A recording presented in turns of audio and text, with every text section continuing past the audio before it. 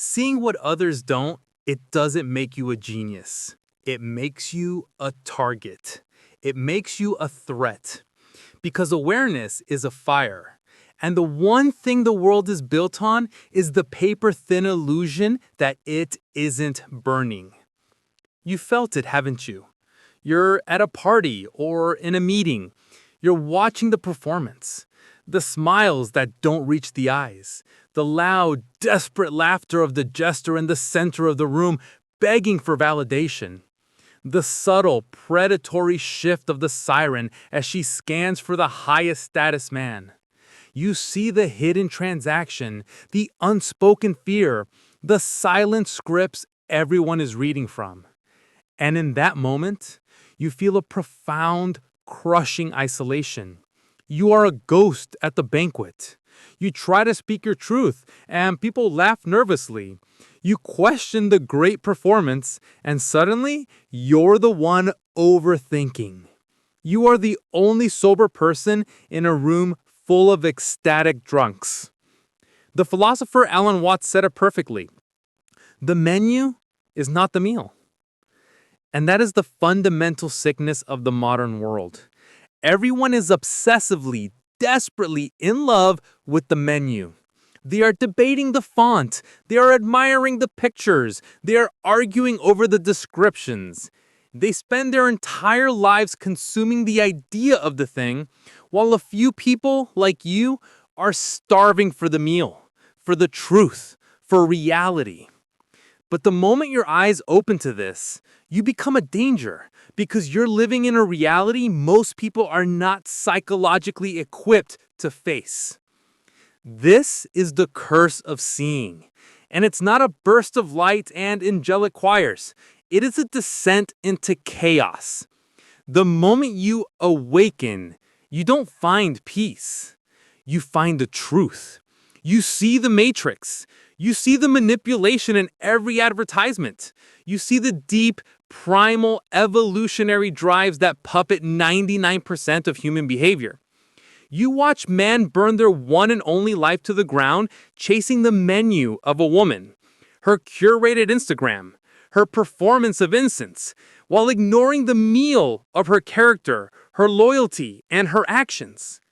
You see them trapped by the sunk cost of a relationship that is a psychological black hole, all because they are terrified of being alone. You see the whole chaotic circus, and once you see it, you can never unsee it. This is the first stage of your isolation. You can no longer make small talk. It feels like a lie. You can't laugh at the fake jokes. You can't pretend to care about the latest trend, the latest outrage. You have become allergic to the illusion. And this is where the world turns on you. You want to know why people recoil from you when you start to grow? Because your presence is an indictment of their performance. Your quiet discipline exposes their loud excuses. Your refusal to play the jester's game exposes their desperation.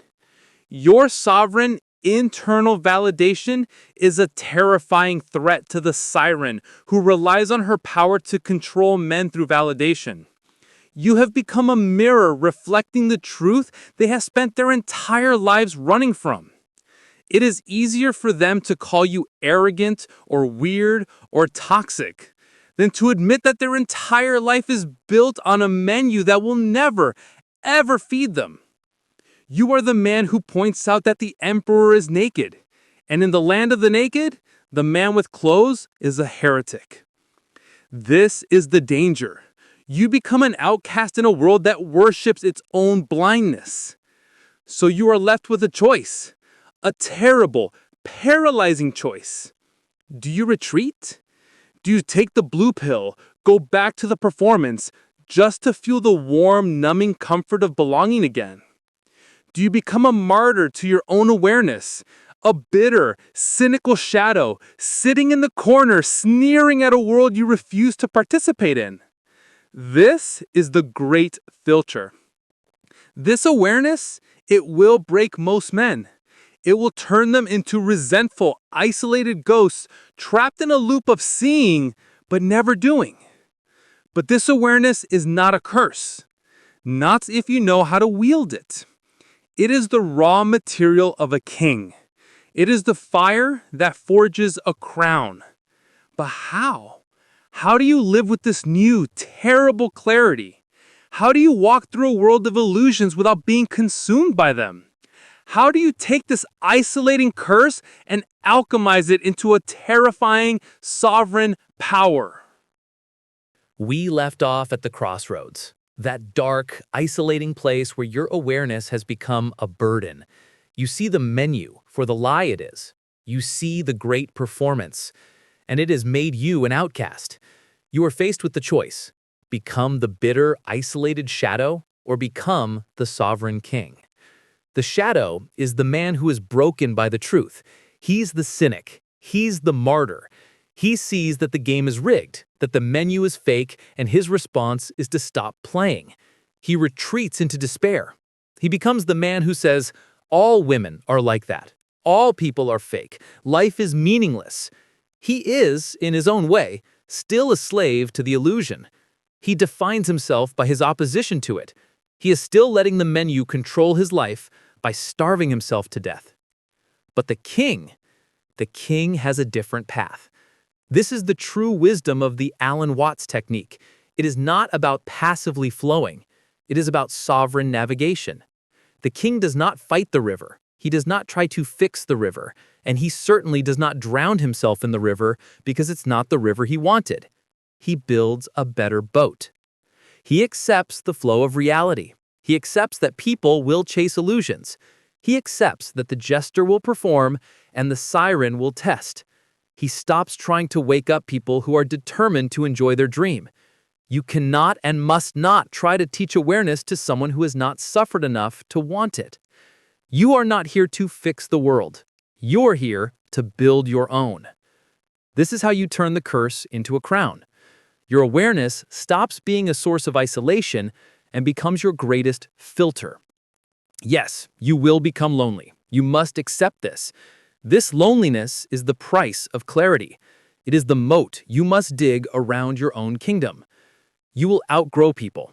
You will shed the friends who are still obsessed with the menu. You will walk away from the sirens who offer you a feast of validation because you know it's poisoned. This is not a tragedy. This is a filtration system. Your awareness becomes your armor and your weapon. In the world of intersexual dynamics, this is your ultimate advantage. While other men, the jesters, are desperately trying to read the menu, trying to figure out what she wants him to be, you are already assessing the meal. You are not listening to her words. You are observing her actions. You are not dazzled by her performance. You are assessing her character. When she tests you, which she will, you don't see it as an attack, like the martyr. You see it as a biological question. Are you real? Are you a king I can follow or a jester I must manage? Your awareness allows you to pass these tests with a calm amusement because you see the game for what it is. You are no longer a player. You are the one watching the board. This is the danger of too much depth, the one the shadow succumbs to. He sees through everything, and so nothing excites him. He is the philosopher who has forgotten how to laugh.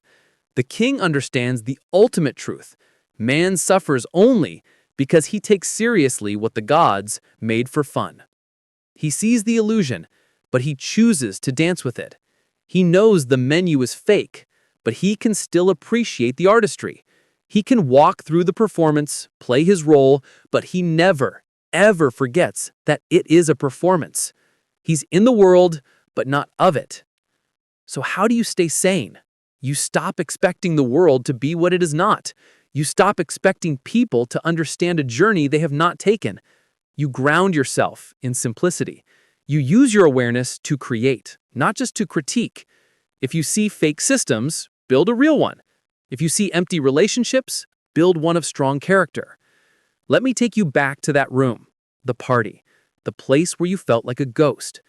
The shadow sits in the corner, arms folded, judging everyone, drowning in his own isolation. The king stands in the center of the room. He sees it all. The fake laughs, the jester, the siren. He sees the menu everyone is waving, but he is not angered. He is not isolated. He is calm. He is grounded. He is the only source of real gravity in the room. He doesn't have to say a word. His presence is the truth. Your awareness is not a curse. It is the universe opening its eyes through you. It is the final initiation. You were never meant to blend in with the sleepers. You were meant to see, to question, to build. Don't you dare drown in the truth you fought so hard to find. Float in it, laugh at it, and build your kingdom on top of it. Because in a world built on fakeness, the man who is real is the only one who truly rules.